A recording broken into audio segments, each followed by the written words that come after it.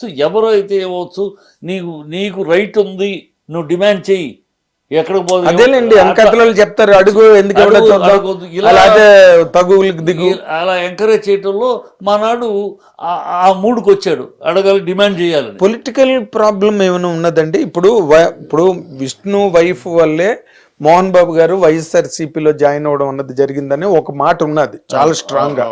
వాళ్ళ వల్లే ఆయన లీనియన్స్ చూపించాడు. అది ఆయన మామూలుగా చేరాడు కానీ అది అనుకున్నా కూడా తప్పులేదు. ఇది అడిగాను కూడా నేను, ఏంటన్నా ఇలా అన్నారు అనుకుంటే తప్పే ఉందా అన్నాడు. అదే ఇప్పుడు మనోజ్ వైఫ్ వాళ్ళు కొంచెం ఏదైనా మరి వైఎస్ఆర్సీపీకి దూరం మనుషులు కదా కదా, పెద్ద దూరమే కదండి. నీ రాజకీయాల్లో అటు ఇటు ఓకే, అటు ఇటు ఓకే అంత విరోధము చంద్రబాబు జగన్ లాగా విరోధాలు ఏం కాదు. అంత మామూలుగా ఉంటాయి, అవసరమైతే అటు ఇటు.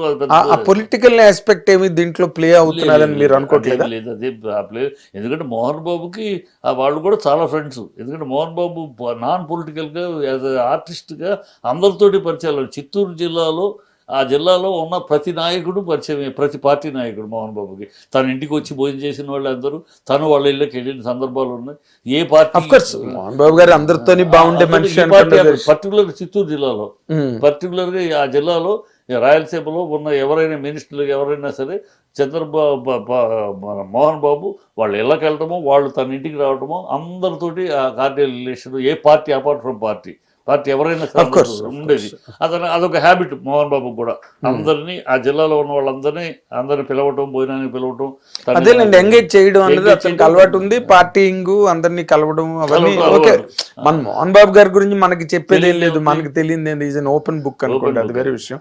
బట్ ఇది ఈ పరిణామాలు ఎక్కడికి దారి తీస్తాయని మీరు అనుకుంటున్నారండి? సెటిల్ అయిపోద్ది, ఏం లేదు. నిర్మల ఆవిడ ఇప్పుడు పాపం బాధ ఏంటంటే అనవసరంగా నిర్మల గారికి కూడా నిందొచ్చే మాటలు వస్తున్నాయి. అవి నేను ఖండిస్తాను. ఎందుకంటే బిడ్డల్ని వేరువేరుగా హ్యాట్స్ ఆఫ్ ఆ తల్లికి, ఆ చెల్లెమ్మకి. నిర్మల తన బిడ్డల్ని సవతి తల్లి ప్రేమ అనేది ఆ బిడ్డలకు ఏనాడు కనపడలేదు. చాలా రోజుల దాకా ఈ తల్లి మా తల్లి కాదని ఆ బిడ్డలకు తెలియదు. అంత బ్రహ్మాండంగా పెంచింది పిల్లల్ని.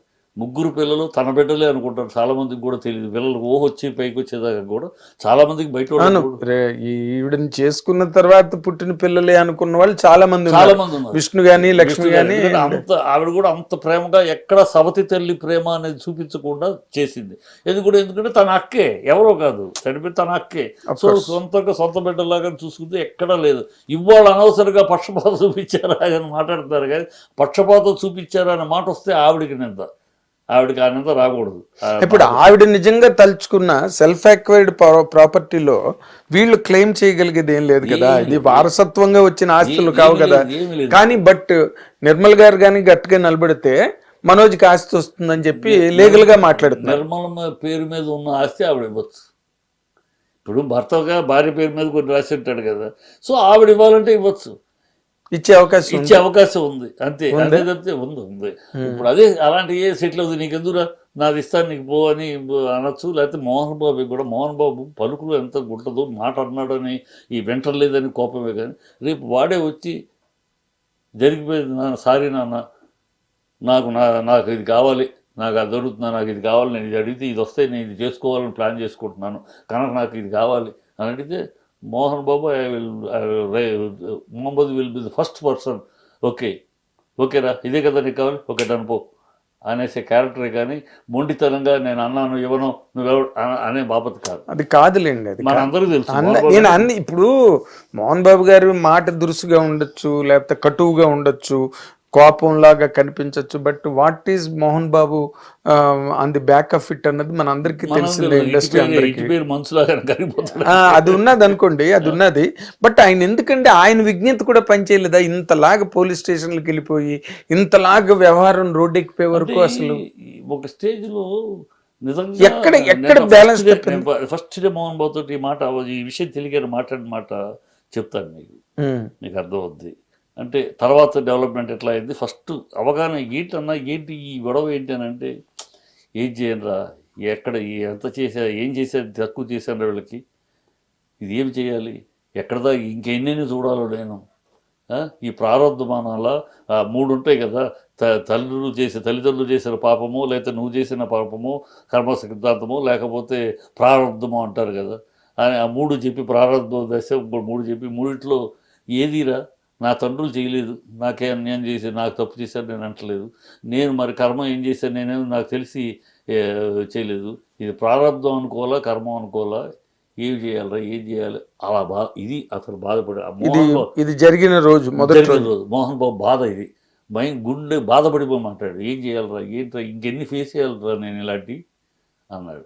నాకు కంపదు ఏంటన్నా నువ్వు అలా మాట్లాడు, నువ్వు ఫేస్ చేయాల్సింది నువ్వు అలా మాట్లాడబాక, అసలు నాకు నువ్వు అలా మాట్లాడితే వెళ్ళలేకపోతున్నాను నేను. అవును, ఇప్పుడు లేటెస్ట్ డెవలప్మెంట్లు వరకు వస్తే కనుక జల్పల్లంతా బౌన్సర్లు, పోలీసులు, అసలు మోహన్ బాబు గారు ఎక్కడున్నారో కూడా చాలా మందికి తెలియదు మొన్నటి వరకు. Remember that point. అలా మాట్లాడిన మోహన్ బాబు పోలీస్ స్టేషన్ దాకా వెళ్ళాడంటే కారణం ఫర్దర్ డెవలప్మెంట్స్.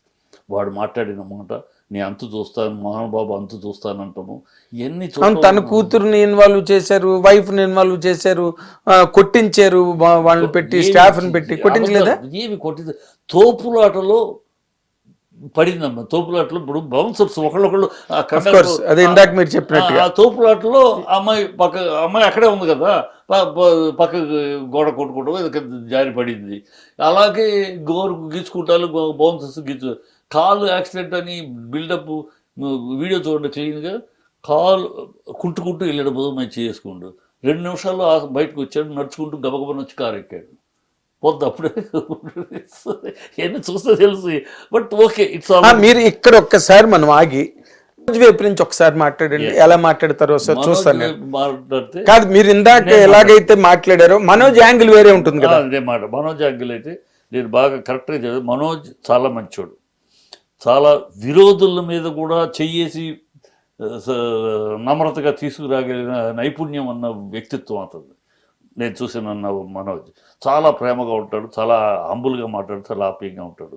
ఇలా మాట్లాడుతూ ఉన్న నువ్వు కోల్పోతే కూడా నేను ఆశ్చర్యపోతుంది అక్కడ. అలా ఏదైనా ఆస్తి కోల్పోయాడు, ఓకే ఇట్స్ ఫైన్, పోతే పోయింది, మనం మళ్ళీ అనే క్యారెక్టరే, పోతే పోయింది మళ్ళీ సంపాదించుకుంటాం, ఏమిటంట దీనికి అలా చాలా ఈజీగా తీసుకునే క్యారెక్టర్. ఒక ఫెయిల్యూర్ వస్తుంది.